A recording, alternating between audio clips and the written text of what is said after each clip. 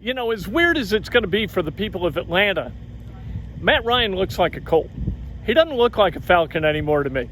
Matt Ryan looks like a Colt, and Matt Ryan looks like a guy who's very, very happy with his weapons on the offensive side of the ball for the Colts. And listen to him talk about Nyheim Hines. As he talks about the running backs for the Colts, he mentions Nyheim Hines first, and he kind of corrects himself, but I thought it was a telling moment. I think Nyheim Hines is going to have a hell of a year. How you guys doing? Or was it suicides at the end? Not great. Not great. I went down pretty hard on one of them. It was a little slick, but we gotta win those periods at the end as an offense. But it's good stuff. It's good for us. Full pads. What are typically kind of your takeaways from the first full padded practice? That's always different, you know. The intensity level, just how things move around you when there's actual contact. Football starts today, you know, and the work we've done up until this point is really important. But you know, it changes. It changes a little bit when you get in your pads. You got to adjust to that. You got to get used to that. And you got to let things slow down for everybody. You know, just take a deep breath, relax, and go play. And that's why it's good. You know, it's good we're in them. It's good we're going to get this time on the field to work through it. I thought there was some good today, some sloppy today, but lots to improve on. You learn something every training camp, probably every practice. Have you noticed that you're learning a little bit more this year because of the new start? And what are those things that have jumped out? Well, yeah, I think, you know, the number of new players you're having to adjust to. You know, there's every year there's that. I mean, but the magnitude of it when you're coming into a new organization, it's everyone. You know, it's everyone that you're learning. And so every day is critical. Every film session, you know, that we have after practice, to be able to watch it. You know, it's one thing to feel it out there. It's another thing to go in, confirm either what you thought or maybe be corrected, you know, of what you thought you had saw is maybe not it. And, you know, they're invaluable for us right now as a group, and I think our guys' approach has been really good. What's been your main point of emphasis this first week to make sure the offense isn't slow once the season starts? I mean, it's small things, you know. I think obviously, you know, we have these big long-term goals, right, of where we want to go and how we want to play and starting fast and doing all of those things. But the way you get there is you hyper-focus on the details. We talk about being a team where everything matters, you know, and so how you go about that every day is you know, hyper-focus on little things, whether it be splits or, you know, timing in the pass game or my footwork, making sure, you know, I'm keeping things in front of my left hip, which I always talk about to my left, or keep my right foot underneath my right hip. It's watching that every day and trying to hammer that, you know, out every day and being as detailed as we can. And then, you know, trying to match that intensity with the playbook too, of knowing it inside and out as well as you can and making sure we're all on the same page. But I think you keep that focus small. Just like working with Alec, just kind of talking to him about just some details on the sideline. What have you learned over your career about how to make those conversations count and be effective? Yeah, I think, you know, there has to be open dialogue. If we're going to be the team we want to be, we've got to be accountable to each other, and we've got to be open, honest, and you know, and grow together. And I've always tried to do that with you know, wide receivers or tight ends or running backs or, you know, even guys on the other side of the ball too. You know, having conversations with what it looks like from my perspective. And I'm not alone. I mean, our guys are great about that. We do that all over the place, and we're really good about that as a team. But I do think it's something that's very important. We've got to grow and we've got to come together now. You know, we can't wait. It's got to be now. And so every opportunity you get, you've got to take advantage of that. Man, in a league that's so much pass heavy now, these guys are grounded on the run game. Is this just a nice situation for a quarterback to fall into, but come into?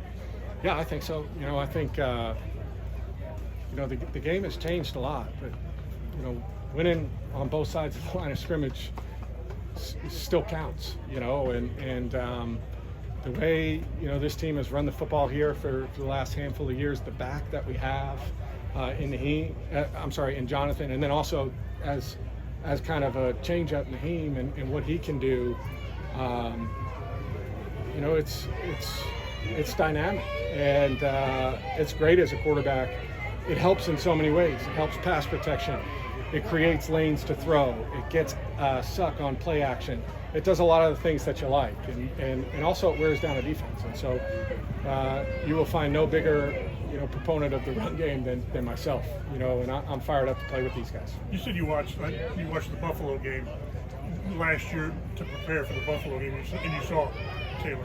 Have you seen something different out here now, or have you just reinforced it? No, it's different in person. You know, it's different. He caught a screen pass it was the first day in the indoor, and I kind of just threw it. It was a simple little play, and he made a cut that you just don't see. And his explosion out of the cut, to me, it was an eye opener. You know, you can watch as much tape as you want. It's different to see it in person.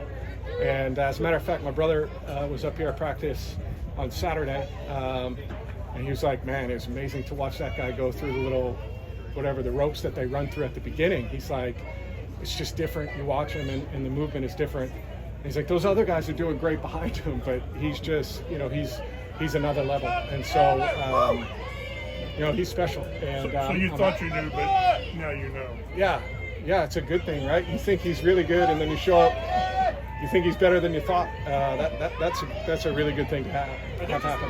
Matt, you've been around a number of offensive coordinators in 15 seasons. Can you talk a bit about Marcus and what's different about him and what you've gained from him? I think Marcus is great. You know, I think he's been here for a handful of years, and I think understands the guys, you know, really well. Understands Frank really well, what we're trying to do, and he's sharp. You know, understands protections inside and out, and he's really good about how he delivers a message to the guys. So he's been awesome to work with so far. You got to play with a great left tackle for many years in Atlanta, but now whoever it's going to be is obviously new. What do you look for at that spot? What do you think helps the guy who hasn't started there step in and flourish at that kind of position? I think our guys are doing a good job. You know, it's just about executing the schemes that we call and not overthinking it. Going out there, playing the best you can, working on it every day. You know, both those, you know, all our guys, to be honest with you, are doing a great job. And you know, I think Q and Ryan do such a good job of leading in that room, of holding guys accountable, and you know, kind of setting the tone and the culture for that position group that the other guys just, they have no other choice but to keep up. You know, and you know, I think our guys are doing a good job. I'm just curious how much time you spent with Nick Foles, because you guys are both coming in veteran guys, brand new offense, and the guy who's been here really the longest is Sam Ellinger, who's basically in the start of his career. So how much time the two vets have maybe spent together giving each other's brains for this? Yeah, I've known Nick for a long time. And so, you know, now, you know, playing together, and, you know, all of us, that group, we spend a lot of time together, you know, Jack and Sam and Nick. I mean, basically from when we wake up until when we go together, or when we go to bed, it's us together. And so, you know, sometimes they're probably sick of me. I know sometimes I've been sick of them a little bit, but it's been good. You know, and Nick's been great. He's smart. He's got great perspective. Been around, been to, you know, a number of different places, and he knows Frank really well too. And you know, I'm really looking forward to playing with him this year. And he's been awesome so far. That's Matt Ryan. Can you imagine having Matt Ryan run suicides at the end of a practice, the first padded practice at camp, when it's like 88 degrees and the air is about thick enough that you think you're underwater? Matt Ryan running gassers because they couldn't punch it in during the 2-point conversion time.